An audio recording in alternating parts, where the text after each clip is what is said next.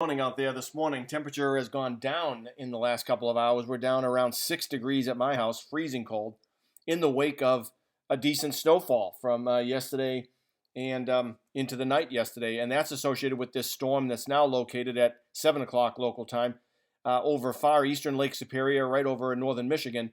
And this is a pretty potent storm. And so it's going to be windy today once we really get going. And with colder air funneling in with the winds, it's going to be quite uncomfortable outside for the first time really all winter long here in the southern part of the state of Wisconsin. And there's widespread snows across New York State, parts of Ontario and Quebec, and then southern and central New England, and then rains a little bit further south where it's still slightly warm enough for that to be falling as liquid. Across our region, we may see some snow flurries early today, but we won't see too much more of this the rest of the day, and then maybe a little bit of snow flurry activity over the weekend. But the real weather story is going to be cold, and we'll get into some of the details of that in a minute. There's another storm that's brewing on the Washington, Idaho, Montana border, and that thing will have some influence on our weather early into the next part of next week. And notice a giant region of high pressure sitting off the west coast. And this is quite different from what we'd seen most of last week, which was a progression of storms, first over California, then over the Pacific Northwest. This presence of this region of high pressure off the west coast today will preserve the coastal regions of the United States, at least the west coastal regions of the United States, from any active weather for at least a few days. And that will be something I think they'll all welcome in that part of the world. The temperatures around the country this morning, again at roughly the same time, 7 a.m. local time, are really cold. There's 6 in Madison, 9 in Green Bay, 16 up at Houghton. But look at the below zero temperatures up at Duluth and also down near International Falls. So really, really cold. Air is on its way in. We can't even see how much colder it gets into the southern prairie provinces of Canada, but quite a bit colder. The only warm place in the country is down in the far southeast at 61 at Miami, 48 at Atlanta, and you can see it's going to get colder because this colder air is likely to seep southward. But along the coast, 54 at Cape Hatteras, 54 at Charleston, and 53 at Jacksonville. So still pretty nice, and 59 down at Mobile Bay. So pretty nice in the far southeastern U.S. and then on the coast of Texas. Other than that, by the time you get to February 5th, it's cold just about everywhere, and that's true this morning as well. And it's especially going to be brutal over us. We haven't even begun to get into the depths of how cold it's going to get, and I'll tell you more about that as we move forward. Before I go to that, though, I do want to bring up the point that the 3.5 inches of official snow we had yesterday here in Madison, and it was kind of a heavier, wetter snow than what we'd had earlier, finally put us over the climatological average. And you can see that little green line, which is the accumulated snowfall for the calendar year up to this point. We finally poked above the blue line, so we're a little bit above normal, maybe 2, maybe 3 inches above normal for the season up to February 5th. So it's been a pretty normal snowfall total, although I would argue that it's come at a fairly rapid rate because the blue line is the slope of the average accumulation. The green line here, especially since mid-January to now, is much more steeply sloped, and so that indicates we've been getting more snow more rapidly than we would usually have in this almost snowiest part of the winter. So that accounts for the big snow piles and the kind of beautiful whiteness of the brand new snow that's around today, and it will really be bright in your eyes for the next few days because most of the time it's going to be sunny. So anyway, that's the accumulated snowfall for the season. We're just finally above average. Here is the satellite movie over the continental United States and adjacent waters for this morning.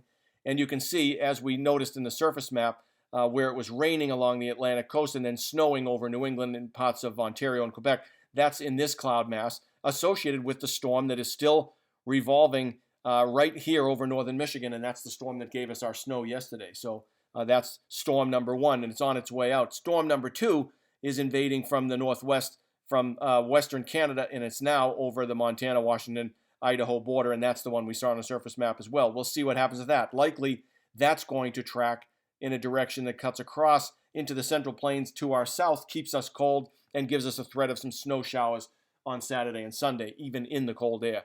And then the west coast, you can see almost cloud-free all the way along and well to the west of the coast, and that's the first time in really a couple of weeks where that's been true for Seattle, Portland, San Francisco, Los Angeles, San Diego. So finally, a break from some unsettled weather for them. Here's the satellite image over the last the last, how many hours? I guess it goes from about 5 till 8 a.m. local time. And you can see here's that precipitation band. Half of it, as we noticed, was rain in the southern 2/3, and then all of this precipitation up over New England, New York State, into southern Quebec is all snow. So there's some decent snows falling in parts of northeastern Massachusetts, and they have had a pretty snowy winter also up to this point. Look at these echoes here in the upper peninsula of Michigan and then the northern part of the lower peninsula of Michigan. These are lake effect snows, and they're testifying to the fact that the air that's coming across the lake is really cold, and the lake is unfrozen, and so a lot of water is evaporating off the lake, and as it rises over the gradual increase in slope represented by the land, that precipitation falls out in the form of very local lake effect snowfalls.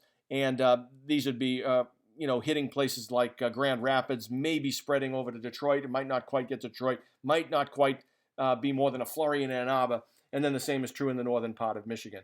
And depending on the wind direction, different locations will start to feel the effect of this lake-induced snowfall. So this is unconnected to the main storm, which is, or largely unconnected to the main storm that's in southern Ontario.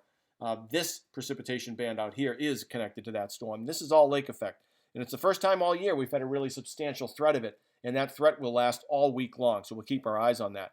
Here's some of the precipitation that's falling out of that cloud mass that's emerging from southwestern Canada and heading over the northern Rocky Mountains in our country. And you can see that's a precipitation generating factor. There's probably some decent snows falling in Salt Lake City right now. I don't know that that's untrue, but these look like pretty decent radar echoes for that location.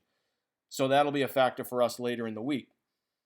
Here is the West Coast satellite movie from this morning, and it shows us, here's the west coast of the United States. As always, here's the cloud mass associated with that radar echo I just mentioned, making its way all the way south to Salt Lake City in the last image that we'd seen before. But notice, here's the state of Hawaii where the cursor is. You can barely see it brown against all that gray, but that's the state of Hawaii.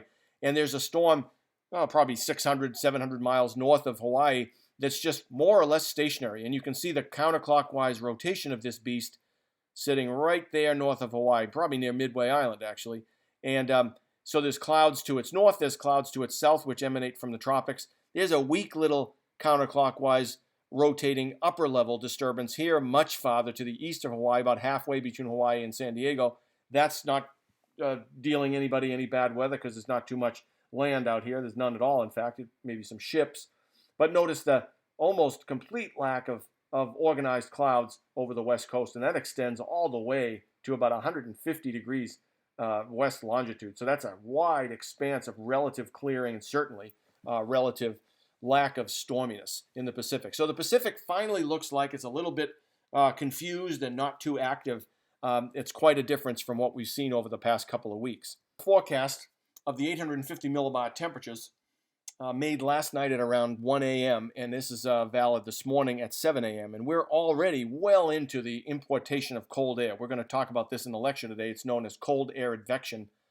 Well into it. That started probably about 7 or so p.m. last night, and this is the leading edge of that cold air that's being funneled in to the northeastern part of the United States, coming through the Great Lakes states. We're really cold this morning at 850 millibars. Temperature is about minus 20 degrees C, and it's about minus 10 here at the surface. And so you get about a 10-degree difference between the two on average. And so it's pretty cold this morning. And watch what happens. We're jumping ahead 12 hours at a time. This is now tonight. This is now tonight at 7 p.m., and we're going to be even colder, and you can see continued flow from the north. These arrows indicate the direction of the wind, and that flow is coming from really cold spots up here in the Northwest Territories down towards Madison. This is tomorrow morning. Some of the bitterly cold air has made its way into the Dakotas and northern Minnesota by then. This is the afternoon. It's even worse. It's getting closer to us, colder and colder as time goes on. This is the evening on Saturday. This is now Sunday morning. It's still cold air advection. The air is coming across the isotherms from colder locations toward warmer ones. Importation of cold air is occurring over Madison. We keep getting colder. This is Sunday morning. This is Monday morning, and you're going to start to watch this conglomeration of cold air that's going to eventually put together this piece in Western Canada and this piece that's in Northern Ontario as the week goes on. we stay cold, although the advection of cold air is kind of lessened a little bit by the time we get to Monday morning. However, with this strong temperature contrast over us and winds coming from the south on the warm side of it and the north on the cold side of it, that puts us at risk for some snow activity on the day during the day on Monday. For sure, we'll see a chance of some snow flurries Monday. And we keep on going. This is Monday night, This is Tuesday morning. Again, a continued chance of snow, although it's probably going to be to our south, as it turns out. But look at how this air is getting colder and colder and colder closer to us. Minus 37 degrees Celsius just across the border into Ontario from Lake Superior. And it keeps getting worse. This is now Wednesday morning, and we get this giant mass of cold air over the western prairie provinces and maybe central prairie provinces of Canada. And it is on its way to us. Watch this. This is Thursday morning, and it's not very far off. That cold air has now made its way into the northwest part of Minnesota. It completely covers North Dakota. And here we are with continued weak cold advection. It'll be snowing here on Thursday almost for sure, and it'll be very cold.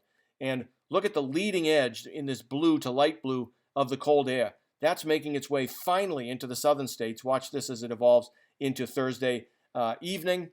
We're really close to the coldest air. Friday morning, here's the line of advancing cold air, and it's making its way now into central Arkansas. It's freezing cold over the Lake Winnipeg area, or just to the east of that, and it's very cold in Madison. Continued cold advection. And then we get to Saturday morning, right there, where we have minus 37 over the Arrowhead in Minnesota, and we're into the orange, which is in the order of minus 30-ish degrees temperature at 850 millibars, which means something like minus 20 degrees C at the surface, which is about 4 below zero. So Friday, all week long, the overnight lows are going to be below zero, and all week long, the daytime highs will struggle to see 10. I don't think we'll see 10 degrees. I believe all of the coming week, we will have temperatures below 10 degrees Fahrenheit continuously. And it'll get even worse as we approach next weekend, when the slug of the absolutely bitterest cold air we've seen all season is going to make its way straight over us Saturday and Sunday of next weekend. So Valentine's Day will be brutally, brutally cold. And here's the leading edge of the cold air, and it's made its way all the way into the sort of northwestern part of the southern states. By the time the weekend's over, it may well make its way offshore. There could be lots of crop damage and things like that going on over the southern states, because this is unusually cold air, absolutely bitterly cold air. So watch out. It's going to be cold in the coming week, and you've got to take precautions.